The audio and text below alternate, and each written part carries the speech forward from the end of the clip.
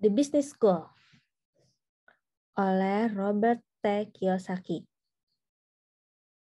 Pendahuluan. Mengapa saya merekomendasikan pemasaran jaringan sebagai bisnis? Berikut contoh surat yang sering saya terima. Mr. Kiyosaki yang baik, halo, saya harap Anda sehat selalu. Nama saya Susan dan saya menulis mewakili suami saya, Alan. Dia sudah membaca semua buku Anda dan memiliki potensi besar untuk menjadi pengusaha dan pebisnis hebat. Saya sudah memberitahunya bahwa saya akan menulis surat dan meminta saran kepada Anda. Saya sendiri belum pernah membaca buku Anda, jadi saya tidak tahu pendapat Anda tentang topik ini. Tapi suami saya mencurahkan banyak waktu dalam perusahaan bernama sesuatu, nama perusahaan dihapus. Itu adalah perusahaan berskema piramida yang menjual vitamin dan produk kesehatan lainnya. Orang yang berada di puncak piramida membuat orang-orang di bawahnya menjual baginya. Dan begitu terus sampai bagian paling bawah piramida. Orang lain yang menerima keuntungan berkat kerja keras suami saya yang sudah bekerja keras demi nama dan perusahaan orang lain. Orang-orang di perusahaan itu menjual ide bahwa suami saya mempunyai bisnisnya sendiri, tapi saya tidak melihat nama Alan di nama perusahaan. Bagaimana mungkin itu bisnisnya kalau namanya tidak tertera dalam produk vitamin yang dijualnya? Ditambah lagi, dia sudah bekerja paruh waktu di perusahaan itu selama lebih dari 1 tahun, dan uang yang didapatkannya tidak seberapa. Saya rasa intinya adalah menurut saya dia membuang-buang waktu yang berharga dan saya lebih senang jika dia bisa berinvestasi untuk dirinya dan namanya sendiri ketimbang orang lain. Daripada membangun bisnis pemasaran jaringan, saya rasa dia harus memulai perusahaannya sendiri. Saya juga percaya bahwa orang-orang di perusahaan itu hanya memanfaatkan Alan. Mengetahui bahwa dia telah membaca buku-buku Anda dan sangat menghargai pendapat Anda tentang hal ini karena dia sama sekali tidak mau mendengarkan saya. Siapa tahu saya memang salah. Itu akan menjadi hal bagus karena saya jadi bisa tenang. Jika Anda merespon surat ini, saya berterima kasih atas waktu Anda. Salam, Susan. Jawaban saya, seperti yang mungkin sudah diketahui beberapa dari Anda, kantor saya dibanjiri surat. Sayangnya, saya tidak punya waktu untuk menjawab semua surat yang saya terima. Saya memulai buku ini dengan menampilkan kecemasan dan pertanyaan Susan karena saya sering mendengar hal yang sama dari orang lain. Itu adalah pertanyaan dan kecemasan yang valid. Ditambah lagi, saya terkesan dengan kelugasan dan kesediaannya untuk tetap berpikir terbuka. Dalam dunia yang terus-menerus berubah, sangatlah penting memiliki pikiran yang terbuka. Salah satu alasan saya memutuskan menulis buku ini adalah untuk menanggapi pertanyaan dan kecemasan semacam itu. Banyak orang ingin tahu mengapa saya merekomendasikan bisnis pemasaran jaringan atau network marketing, terutama karena saya tidak berafiliasi dengan perusahaan tertentu, dan saya juga tidak menghasilkan uang lewat bisnis itu. Oleh karena itu, saya menulis buku ini untuk menjelaskan jawaban saya sampai jelas. Seperti bisa Anda lihat dari jumlah halaman di buku ini, jawaban saya atas surat tersebut bukan hanya jawaban ya atau tidak yang sederhana. Sebelum mengakhiri, saya percaya bahwa bisnis pemasaran jaringan bukanlah untuk semua orang. Harapan saya, dengan membaca buku ini, Anda bisa lebih tahu apakah bisnis pemasaran jaringan adalah bisnis yang tepat bagi Anda. Jika Anda sudah memiliki bisnis pemasaran jaringan, saya rasa buku ini bisa meneguhkan kembali berbagai hal yang sudah Anda ketahui dan yang Anda rasakan. Jika Anda tengah mempertimbangkan ingin memulai bisnis pemasaran jaringan, saya percaya Anda akan menemukan beberapa kesempatan dan nilai tersembunyi yang dapat ditawarkan bisnis pemasaran jaringan kepada Anda. Nilai yang gagal dilihat oleh banyak orang. Dengan kata lain, bisnis pemasaran jaringan bukan hanya tentang menghasilkan uang tambahan. Saya berterima kasih karena Anda bersedia membaca buku ini dan menjaga pikiran Anda tetap terbuka. Salam, Robert T. Kiyosaki. Business School Robert T. Kiyosaki bab 1. Apa yang membuat orang kaya jadi kaya? Suatu hari sepulang dari sekolah, saya bekerja di kantor ayah kaya. Saat itu usia saya sekitar 15 tahun dan saya sedang frustrasi di sekolah. Saya ingin belajar cara menjadi kaya. Tapi bukannya mempelajari mata pelajaran seperti keuangan dasar atau cara menjadi miliarder, saya justru harus membedah katak di pelajaran IPA dan bertanya-tanya bagaimana hal itu bisa membuat saya kaya. Karena frustrasi, saya bertanya kepada ayah kaya, kenapa kami tidak diajari tentang uang di sekolah? Ayah kaya tersenyum sambil mengangkat pandangan dari surat kabar yang tengah dibacanya, kemudian berkata, saya tidak tahu. Saya juga sering menanyakan hal yang sama. Dia berhenti sejenak kemudian bertanya, kenapa kau menanyakan itu? Ya, jawab saya perlahan. Saya bosan di sekolah. Saya tidak bisa melihat hubungan antara apa yang harus kami pelajari di sekolah dan kehidupan nyata. Saya hanya ingin belajar jadi kaya. Jadi, bagaimana mungkin seorang katak yang sudah mati bisa membantu saya membeli mobil baru? Kalau seorang guru bisa memberitahu mengapa membedah katak bisa membuat saya kaya, saya dengan senang hati akan membedah ribuan katak.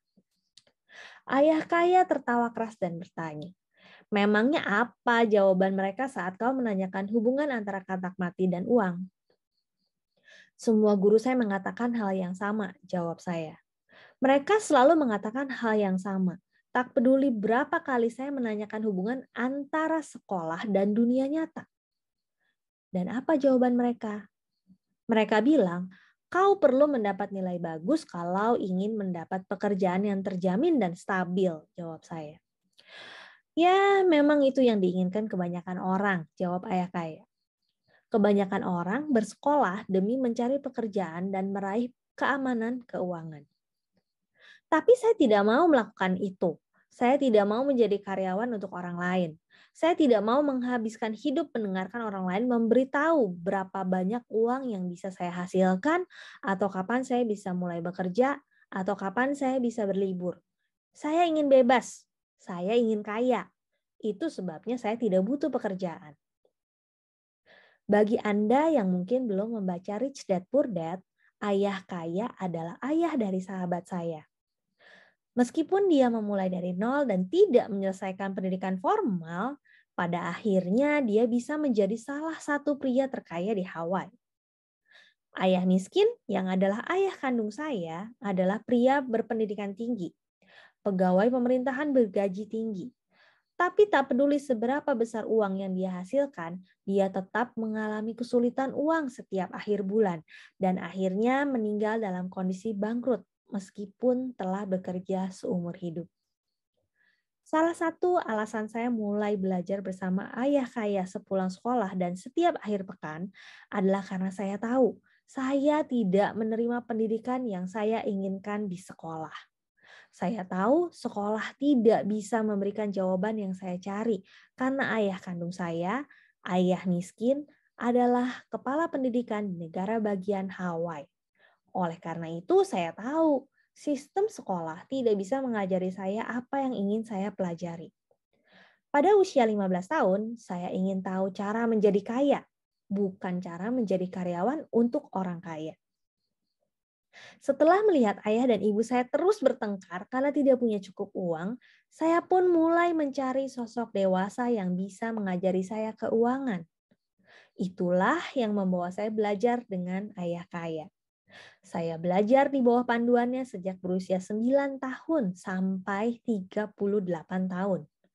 Saya mencari pendidikan. Bagi saya, ayah kaya adalah sekolah bisnis saya. Sekolah bisnis yang nyata. Berkat pelatihan ayah kaya, saya bisa pensiun pada usia 47 tahun, bebas secara keuangan seumur hidup saya. Jika saya mengikuti saran ayah miskin, saran yang menyuruh saya menjadi karyawan yang patuh sampai berusia 65 tahun, saya masih akan bekerja hari ini. Masih mencemaskan keamanan pekerjaan dan rencana pensiun yang diisi dengan reksadana yang harganya terus anjlok. Perbedaan antara saran dari ayah kaya dan ayah miskin itu sederhana. Ayah miskin selalu berkata, bersekolahlah. raih nilai bagus, lalu cari pekerjaan yang aman dan terjamin. Saran ayah kaya adalah, kalau ingin kaya, kau perlu menjadi pemilik bisnis dan investor.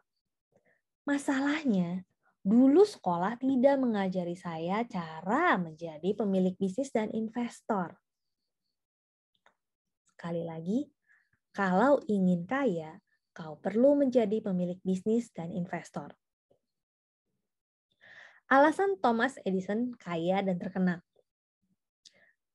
Jadi, apa yang kau pelajari di sekolah hari ini? Tanya ayah kaya. Setelah memikirkan hari saya di sekolah, selama beberapa saat saya pun menjawab. Kami tadi belajar tentang Thomas Edison. Oh, itu sosok yang penting untuk dipelajari, kata ayah kaya. Jadi, apakah kalian mendiskusikan mengapa dia bisa menjadi kaya dan terkenal? Tidak, jawab saya. Kami hanya mendiskusikan penemuannya, misalnya bola lampu. Ayah kaya tersenyum dan berujar. Ya, saya bukannya ingin membantah gurumu, tapi Thomas Edison bukanlah penemu bola lampu, meskipun memang dia yang menyempurnakannya. Ayah kaya menjelaskan bahwa Thomas Edison adalah salah satu pahlawannya, dan dia sudah banyak mempelajari kehidupan sosok pahlawannya itu. Lalu, mengapa dia dianggap sebagai penemunya? Tanya saya. Sudah ada bola lampu yang diciptakan sebelum bola lampunya. Hanya saja lampu versi sebelumnya itu tidak praktis. Lampu versi awal tidak bisa menyala cukup lama. Selain itu, penemu sebelumnya tidak mampu menjelaskan mengapa sebuah bola lampu bisa memiliki nilai komersial. Nilai komersial? Tanya saya bingung.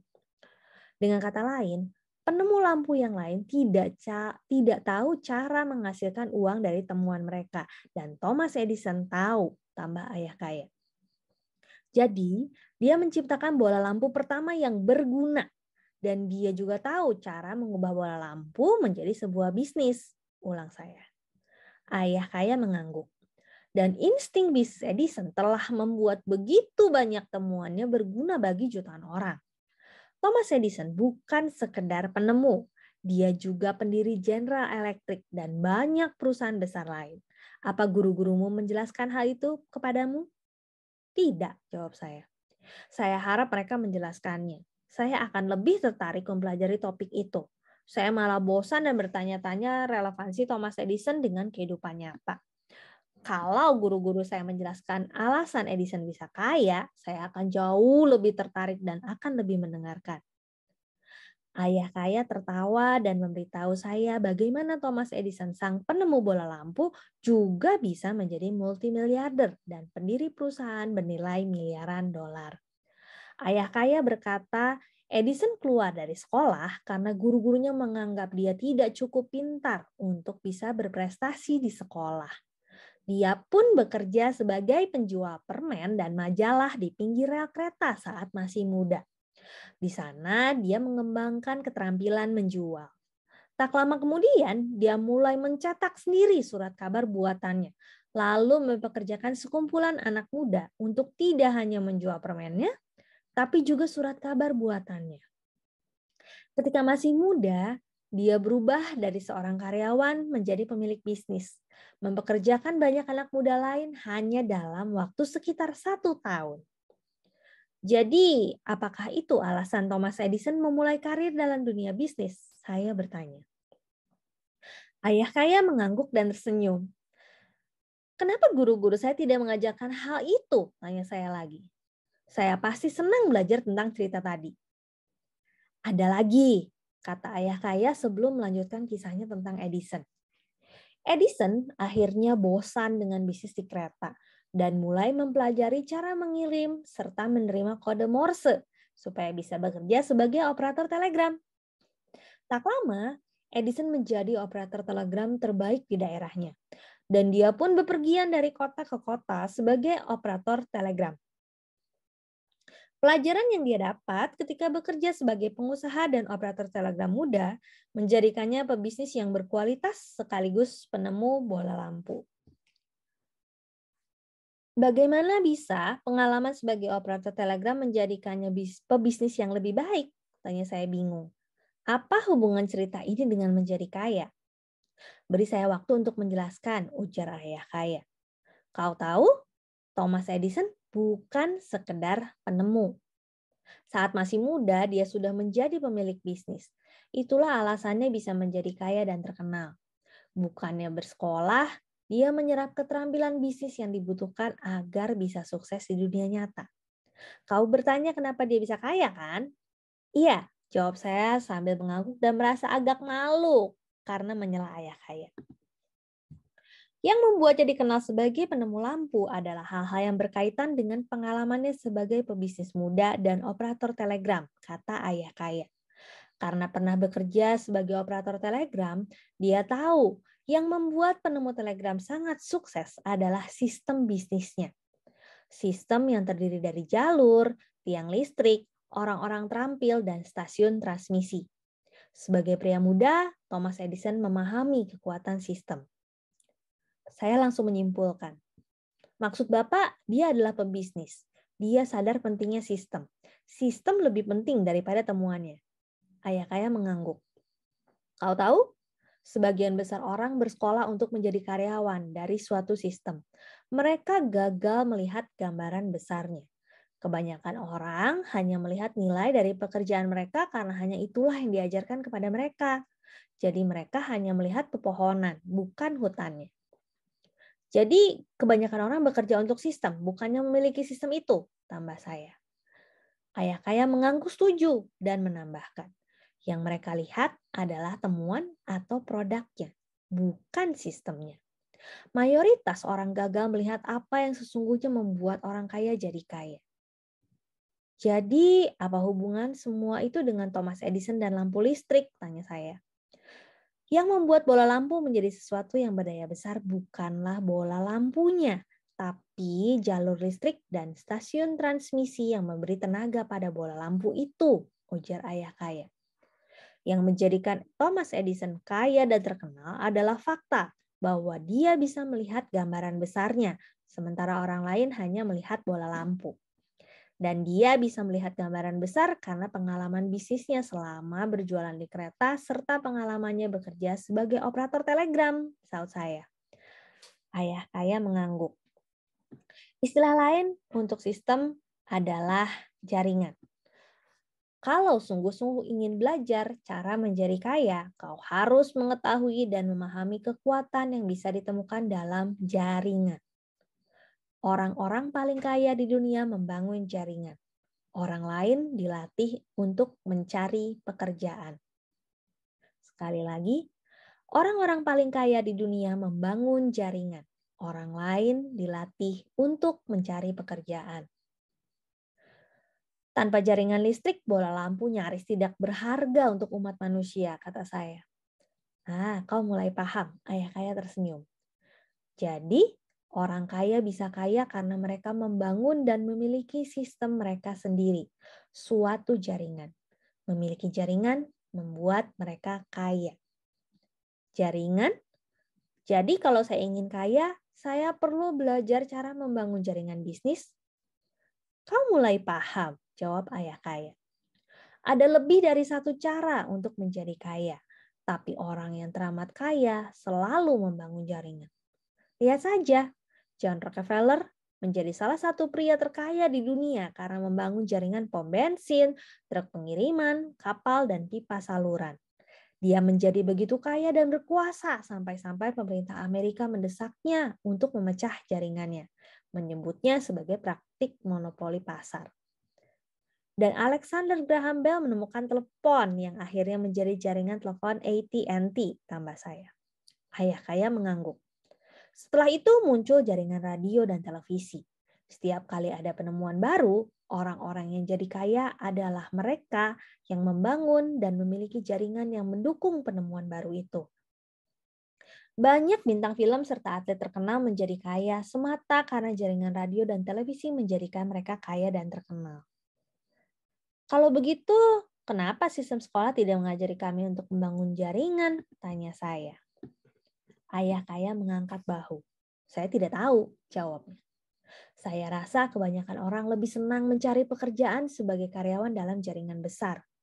Jaringan yang membuat orang kaya jadi lebih kaya. Saya tidak ingin bekerja untuk orang kaya. Karena itulah saya membangun jaringan saya sendiri. Saat masih muda, saya tidak menghasilkan banyak uang karena butuh waktu untuk bisa membangun jaringan. Selama 5 tahun, saya menghasilkan lebih sedikit uang dibandingkan teman-teman saya. Bagaimanapun, setelah 10 tahun saya jauh lebih kaya daripada teman-teman sekelas saya dulu. Bahkan lebih kaya daripada teman saya yang bekerja sebagai dokter atau pengacara. Sekarang, penghasilan saya jauh lebih banyak daripada yang pernah saya impikan. Jaringan bisnis yang didesain dan dijalankan dengan baik akan menghasilkan jauh lebih banyak uang daripada yang dihasilkan oleh seorang individu yang bekerja keras. Ayah kaya menjelaskan bahwa sejarah memiliki banyak kisah tentang orang-orang kaya dan terkenal yang membangun jaringan. Ketika kereta diciptakan, banyak orang menjadi kaya. Hal sama berlaku saat pesawat terbang, kapal, mobil, serta toko retail seperti Walmart, Gap, dan Radio Shack diciptakan. Sekarang, kekuatan komputer super dan PC membuat banyak orang mampu menimbun kekayaan besar jika mereka bersedia membangun jaringan mereka sendiri. Buku ini dan perusahaan saya, The Rich Dad Company, didedikasikan untuk mereka yang ingin membangun jaringan bisnis mereka sendiri. Saat ini kita memiliki Bill Gates, pria terkaya di dunia yang menjadi kaya karena memasang sistem operasi ke jaringan IBM. The Beatles terkenal di seluruh dunia karena kekuatan jaringan radio, televisi, dan toko musik. Internet yang merupakan jaringan terbaru yang mencakup seluruh dunia telah membuat begitu banyak orang menjadi miliarder bahkan bilioner.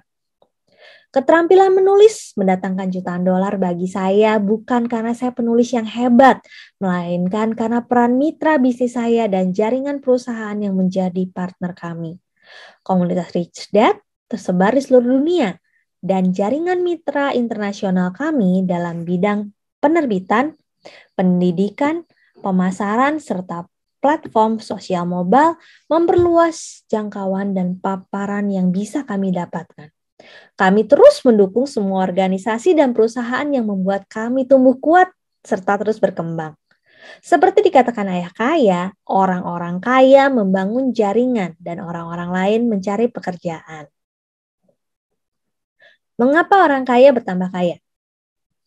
Sebagian besar dari kita pernah mendengar istilah orang setipe berkumpul bersama. Istilah itu juga berlaku bagi orang kaya, miskin, dan kelas menengah. Dengan kata lain, orang kaya membangun jaringan dengan sesama orang kaya. Orang miskin membangun jaringan dengan sesama orang miskin. Dan orang kelas menengah bergaul dengan sesama orang kelas menengah. Ayah kaya sering berkata, kalau ingin kaya, kau perlu membangun jaringan dengan orang kaya yang bisa membantumu menjadi kaya. Dia juga berkata, banyak orang menghabiskan hidup bergaul dan membangun jaringan dengan orang-orang yang menghambat mereka secara keuangan. Salah satu gagasan yang ingin disampaikan dalam buku ini adalah bahwa bisnis pemasaran jaringan adalah bisnis yang berisi orang-orang yang ada untuk membantu Anda bertambah kaya. Satu pertanyaan yang ingin saya tanyakan kepada diri sendiri adalah, apakah perusahaan tempat saya bekerja dan orang-orang yang menghabiskan waktu bersama saya berdedikasi agar saya menjadi kaya? Atau apakah orang-orang di sekitar saya dan perusahaan saya lebih tertarik membuat saya bekerja keras sebagai karyawan? Sejak berusia 15 tahun, saya tahu satu-satunya cara agar saya bisa bebas secara keuangan adalah dengan belajar membangun jaringan dengan orang-orang yang bisa membantu saya menjadi kaya dan bebas secara keuangan. Bagi saya, itu sangat masuk akal. Namun, bagi banyak teman SMA saya, yang masuk akal adalah mendapat nilai bagus, kemudian mencari pekerjaan yang aman dan terjamin.